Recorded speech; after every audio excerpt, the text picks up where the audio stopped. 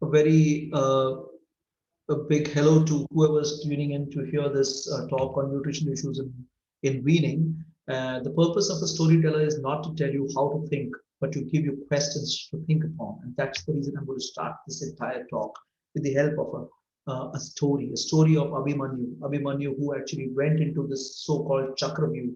He went and he fought each and everything, reached the center, and then died. This is very, very similar to critically ill patient. He goes through septic shock. We try to get him out of encephalopathy, renal failure, secondary sepsis, mechanical ventilation. And at the end of the day, this patient goes home, but he probably goes home like a victim and really not like a survivor. Well, let us look at a snapshot of a patient that comes into the ICU. Patient comes in with septic shock. He then gets into ARDS, gets into some maybe exploratory laparotomy for GI ischemia, goes into renal failure, has a prolonged ICU stay, and subsequently 47 or 50 days later goes back home. And we think ourselves to be extremely victorious. We took around 30 odd days, I mean 20, 25 odd days to wean them off the ventilator. He weaned, definitely he weaned, and we thought that we did a great job. But very important for us to understand is this patient goes home in a state that is so bad that he can't even lift his child. He can't maybe switch on a remote.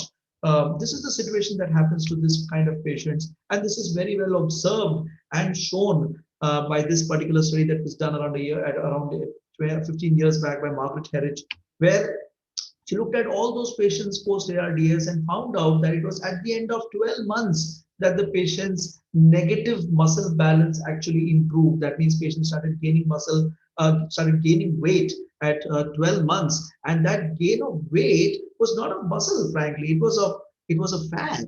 So that was very important. And more importantly, these patients had a reduced post-vital capacity, post-expiratory volume, and total lung capacity at the end of 12 months also. This means to say, even at the end, when his child's birthday is there, he can't blow balloons. This is what happens to most of these patients. So what is happening here? Well, there is a definite drop of lean body mass. This is data that comes out from my hospital, which shows that ultrasound guided, even in the first 4 to 5 days, we have a clear drop of lean body mass, reflecting by a drop in the body weight structure for certain.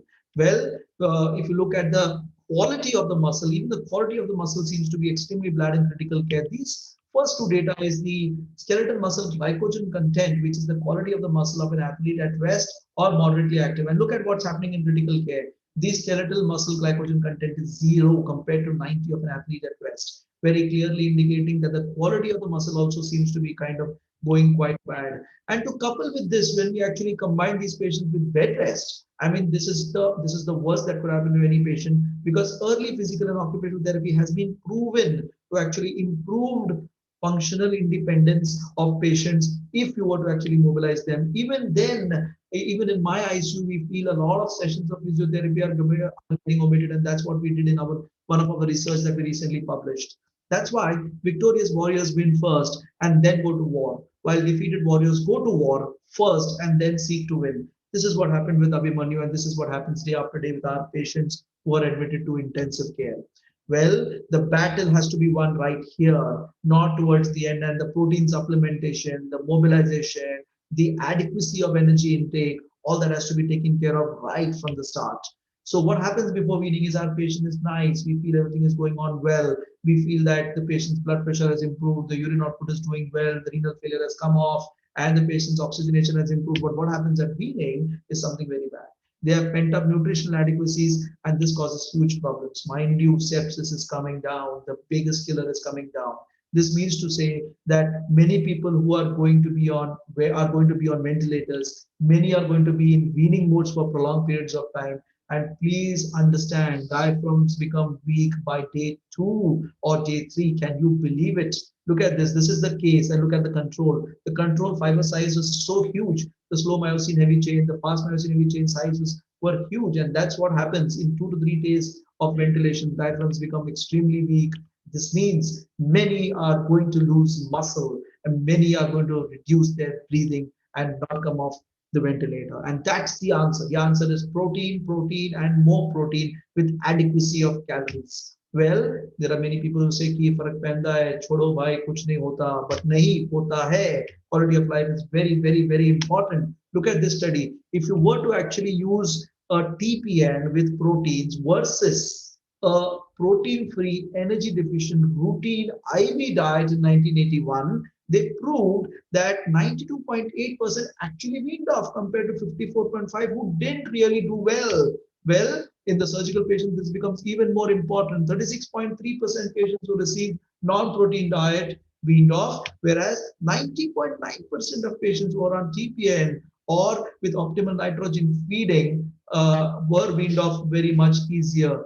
Yes, this means not giving protein is not an option. We definitely need to do that. So why not just feed them any amount of calories or some amount of proteins? Well, this is what exactly the beautiful study done by Oren Zussman and Pierre Singer revealed, that in a group of 1,171 patients, when they actually fed less than 70% versus more than 100% of the average resting energy expenditure, they found out the length of stay would kind of increase. And the magic figure was 70 to 100% of the resting energy expenditure that needed to be provided in order to effect a reduction in the length of stay or a days on mechanical ventilation. That means to say overfeeding would definitely lead to an increased time on the ventilator and increased time in feeding. That is for certain. Well, let us look at another study that was done 20 to 25 years ago.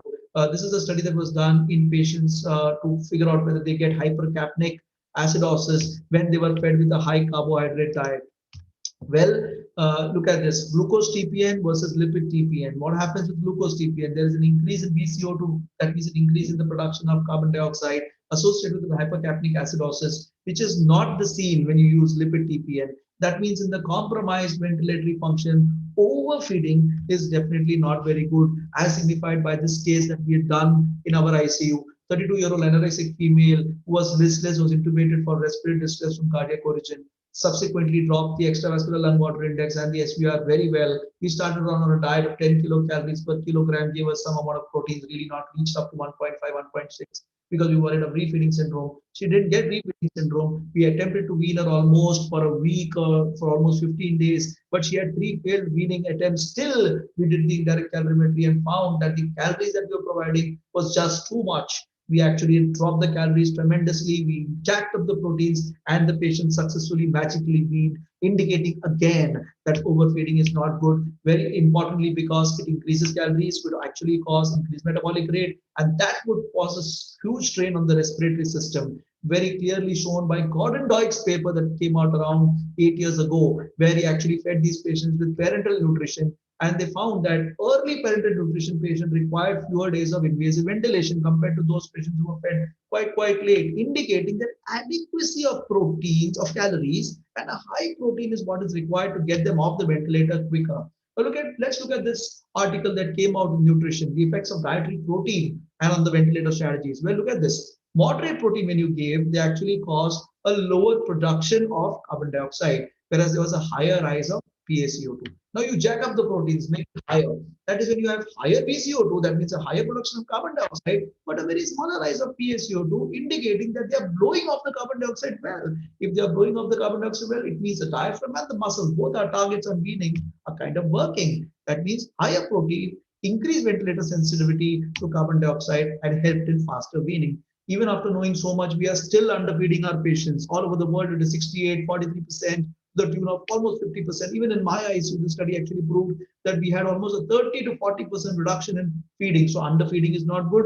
Meanwhile, overfeeding also is not good. We understand that quantity of proteins is very important. And we must know that we are what we eat. And that is the reason that we should, if possible, monitor the respiratory quotient. Let me give you the example of something of a respiratory quotient, which basically indicates what we are eating.